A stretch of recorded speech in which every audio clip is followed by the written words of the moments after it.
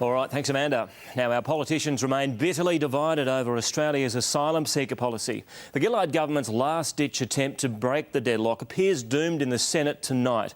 National Affairs Editor Paul Bongiorno is following the debate. And Paul, even the arrival of survivors from the latest boat tragedy doesn't look like changing any mind.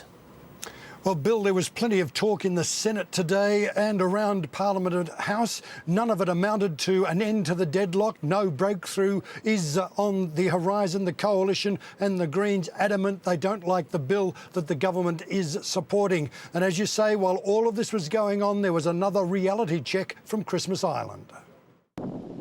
They gambled with their lives and won. 130 survivors of yesterday's boat capsize are ferried to the safety of Christmas Island. 4 not so lucky. 1 body recovered, 3 lost with the stricken vessel.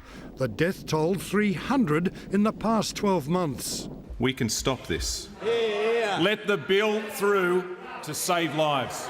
And still they come. The parliamentary tug-of-war, no deterrent. 100 more asylum seekers intercepted as the House voted to clear the way to send 800 boat people to Malaysia. It's a yes or no choice. Do they want to leave this parliament with laws done, or do they want to play politics? The Coalition and the Greens resolved to strike it down in the Senate.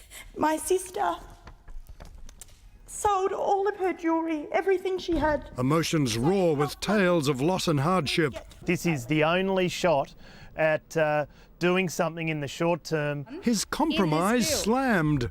He has removed from asylum seekers any protections. Removed from that. Protections are in the Malaysian arrangement, says Bob Carr, with UNHCR approval. That answers the arguments of anyone who wants to question the humanity of the Malaysian arrangement.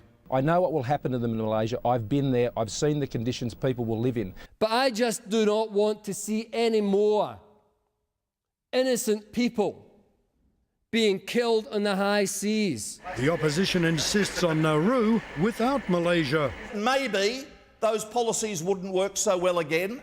Maybe they wouldn't. But wouldn't you try?